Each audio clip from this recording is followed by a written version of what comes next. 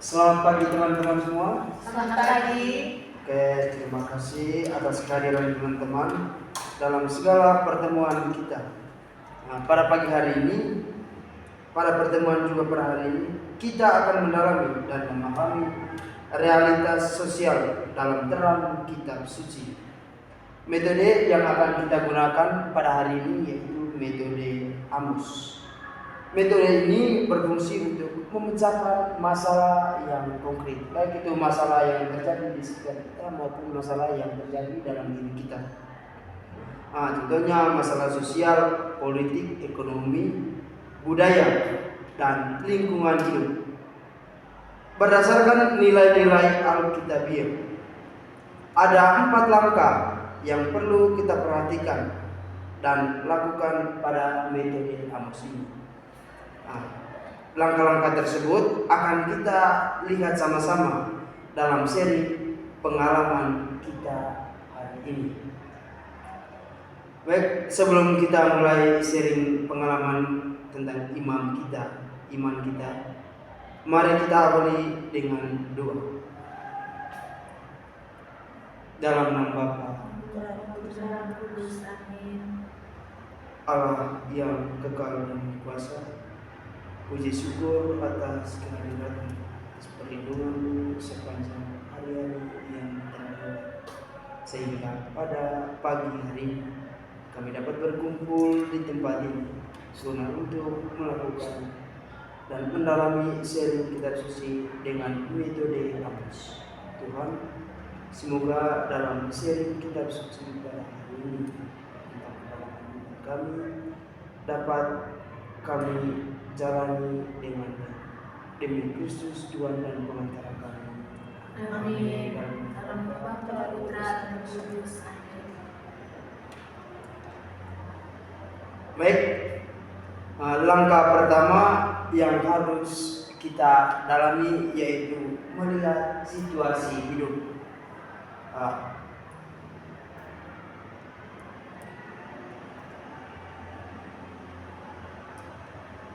Baik, berkaitan dengan situasi hidup ini, kira-kira masing-masing teman-teman itu menceritakan kira-kira situasi apa yang terjadi dengan pribadi teman-teman. Kira-kira apa yang sebenarnya terjadi? Kira-kira kita mulai dari teman kita, Stefani. Oke, baik, terima kasih. Jadi masalah yang sering saya alami yaitu demam panggung, di mana saya malu, gugup, dan takut untuk menyampaikan pendapat ketika saya berada di hadapan orang banyak, khususnya pada saat perkuliahan. Itu masalah yang terjadi pada diri Stefani. Baik, mungkin dari teman Hilda, kira-kira situasi atau apa yang sebenarnya terjadi? Baik, masalah yang sering saya alami yaitu kekhawatiran yang berlebihan yang membuat saya tidak bisa tenang. Itu salah satu masalah yang saya alami. Kekhawatiran yang berlebihan. Dari teman ini? Oke, baik, kalau dari saya sendiri masalah yang sering saya alami itu masalah menipu orang tua, misalnya dalam hal keuangan. Masalah tentang menipu orang tua, apalagi yang berkaitan dengan keuangan. Itu merupakan sebab atau yang terjadi dalam diri teman-teman. Kira-kira yang langkah kedua yaitu menggali akar masalah.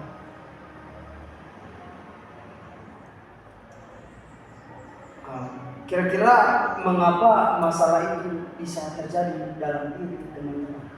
Oke, baik, dari saya masalah demam panggung ini terjadi itu karena kurangnya kepercayaan dari dalam diri, sehingga saya sangat sulit untuk mengemukakan atau menyampaikan pendapat saya. Oke, itu dari teman kita Stefani. Kalau dari teman kita kira-kira Dari saya itu masalah kekhawatiran ini terjadi akibat kurangnya komunikasi dengan orang lain, sehingga kekhawatiran itu selalu muncul dalam pikiran saya, serta kurangnya beriman atau kurang mempercayai akan kehadiran Tuhan. Itu kurangnya komunikasi dengan orang lain. Itu dari teman kita. Kalau dari teman kita ini, Oke, kalau dari saya tadi masalah yang sering saya alami itu menipu orang tua dalam hal keuangan. Masalah itu terjadi karena orang tua tidak memberikan saya uang sesuai dengan kebutuhan saya, sehingga salah satu cara untuk gampang saya lakukan itu dengan cara menipu orang tua. Terima kasih. Kira-kira dari hal ini siapa yang diuntungkan dan siapa yang dirugikan dalam masalah ini? Oke, baik, dari saya di sini tidak ada yang diuntungkan. Malahan yang terjadi di sini yaitu merugikan bagi diri saya sendiri, di mana dengan masalah yang sedang saya hadapi ini saya tidak dapat berkembang dalam proses belajar saya. Oke, tidak ada yang diuntungkan, tapi malah Merugikan diri dirugikan. sendiri. Oke. Kalau dari saya itu, dari saya juga masalah kekhawatiran itu tidak ada yang diuntungkan, tetapi yang dirugikan bagi saya terkait dengan masalah kekhawatiran. Dari teman Andi ini kira-kira apa? Dan siapa yang diuntungkan dan siapa yang dirugikan dari masalah ini? Oke, baik, kalau untuk diuntungkan itu dalam menipu orang tua itu tidak ada yang diuntungkan. Pada saat tidak ada pihak yang diuntungkan dalam menipu orang tua, meskipun terkadang menipu orang tua itu dilakukan dengan alasan tertentu, pada akhirnya akan membawa dampak negatif bagi saya sendiri, misalnya kehilangan kepercayaan orang tua dan kekecewaan orang tua, dan orang tua juga merasa kecewa kepada saya karena apa yang saya buat itu salah. Jadi itu tadi teman-teman sudah mengungkapkan siapa yang diuntungkan dan siapa yang dirugikan dalam masalah ini. Baik, kira-kira apa akibat masalah itu bagi kehidupan bersama?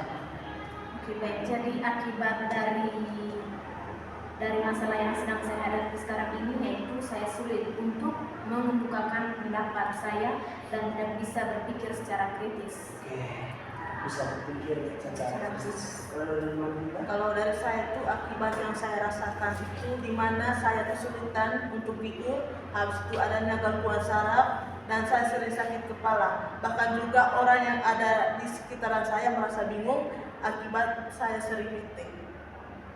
Oke, kalau dari teman-teman Oke, baik, kalau dari saya itu akibat dari kehidupan bersama itu tidak memiliki komunikasi atau memiliki komunikasi yang terhambat ketika saya tidak jujur dalam hal keuangan. Selain komunikasi yang terhambat, juga kurangnya keharmonisan dalam rumah tangga. Dan hal ini dapat membuat saya dan keluarga kurang nyaman dan tidak bahagia. Baik, itu tadi berkaitan dengan akibat masalah bagi kehidupan bersama. Yang berikut itu mendengarkan sabda Allah, itu merupakan angka yang keempat.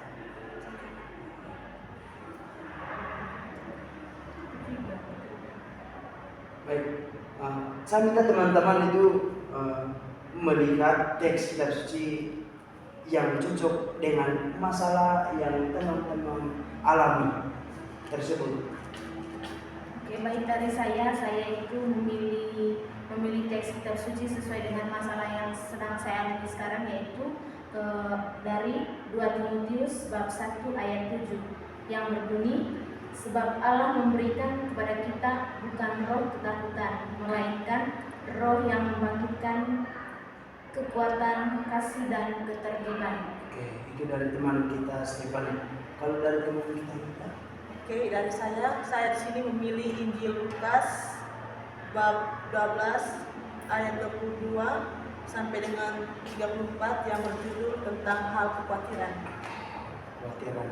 Dari teman ini? Kalau saya sendiri dari kitab Sirat bab 1 ayat 22 sampai 30 tentang kesabaran dan kejujuran. Kesabaran dan kejujuran. Baik. Setelah kita mendengarkan sabda Allah dan sudah teman-teman bisa menceritakan tadi yang berkaitan dengan masalah, langkah yang berikut itu menanggapi situasi dalam terang sabda Allah. Baik, berkaitan dengan hal ini, kira-kira tindakan nyata atau aksi nyata untuk mengatasi masalah-masalah tersebut, kira-kira? Oke, baik, dari saya aksi nyata yang saya lakukan untuk mengatasi masalah yang sedang saya hadapi yaitu tentu yang pertama saya harus mengunjungi seorang psikolog atau konselor yang bisa membantu saya untuk mengatasi masalah ini. Lalu yang kedua tentunya dari saya sendiri, di mana saya harus tanamkan rasa percaya diri agar saya tidak merasa gugup, malu, dan takut untuk menyampaikan pendapat saya. Oke, itu dari teman kita Stefan. Oke, tindakan nyata yang saya lakukan untuk mengatasi masalah kekhawatiran yang saya alami yaitu pertama-tama saya harus datang atau mendekatkan atau berdoa kepada Tuhan. Yang kedua, saya harus mampu berkomunikasi secara terbuka dengan sesama, baik itu dengan orang tua maupun teman-teman. Hal ini sangat membantu saya agar kekhawatiran yang saya alami sedikit demi sedikit akan hilang. Itu dari Baik, kalau dari saya aksi nyata, tindakan nyata yang harus saya buat yaitu yang pertama harus meminta maaf kepada orang tua dan mengakui kesalahan saya kepada orang tua. Selain itu juga, selain kepada orang tua, saya juga banyak berdoa dan memohon ampun kepada Tuhan agar saya tidak melakukan hal yang sama. Itu tadi menanggapi situasi dalam terang sabda Allah. Baik, tentu tadi kita sudah memahami dan mengetahui kira-kira masalah yang sedang terjadi dalam ini teman-teman semua. Nah, baik, dari ketiga masalah tersebut kira-kira kita mau sepakat memilih masalah apa dari masalah yang telah teman-teman dalami bersama tadi.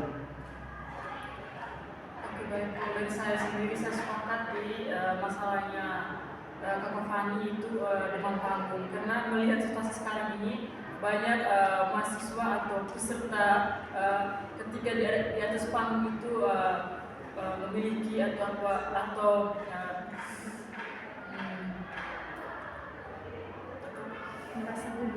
merasa gugup ketika di atas panggung melihat banyak orang. Oke. Ya, memilih demam panggung, masalah yang dialami oleh teman Stefan.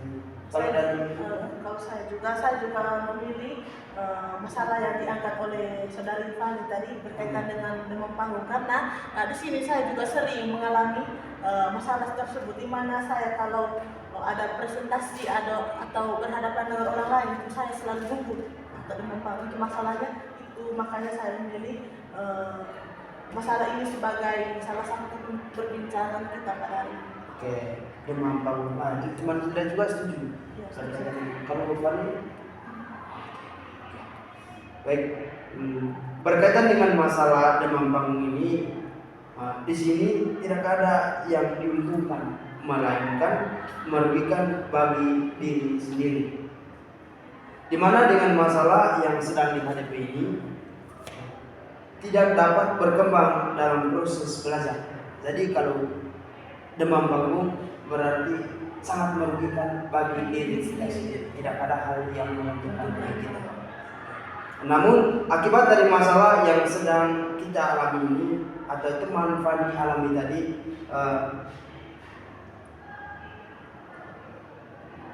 tidak bisa berpikir secara kritis. Jadi teks yang cocok terkait dengan masalah demam panggung ini adalah 2 Timotius bab 1 ayat 7 yang berbunyi, sebab Allah memberikan kepada kita bukan roh ketakutan, melainkan roh yang membangkitkan kekuatan, kasih dan ketertiban.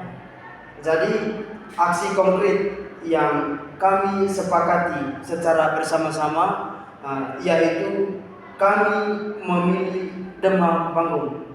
Ini adalah masalah yang kami pilih dan memiliki rasa percaya diri dan mempersiapkan diri sebaik mungkin.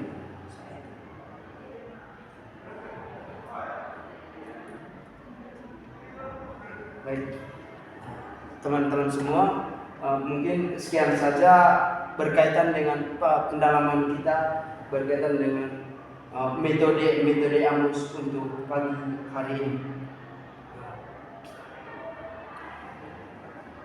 Terima kasih kepada teman Fani, teman Hilda dan Andini yang telah menseringkan masalah yang sedang terjadi dalam diri teman-teman semua.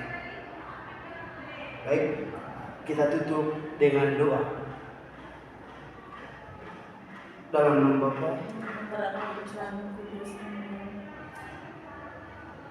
Allah yang kekal dan kuasa, terima kasih atas segala cinta-Mu, sehingga kami dapat menyelesaikan seri pengalaman kitab suci berkaitan dengan situasi pengalaman hidup kami yang dengan nyata. Semoga apa yang kami rencanakan dapat tercapai. Demi Kristus Tuhan dan Pengantar. Amin. Nama Bapa, Putra, dan Roh Kudus.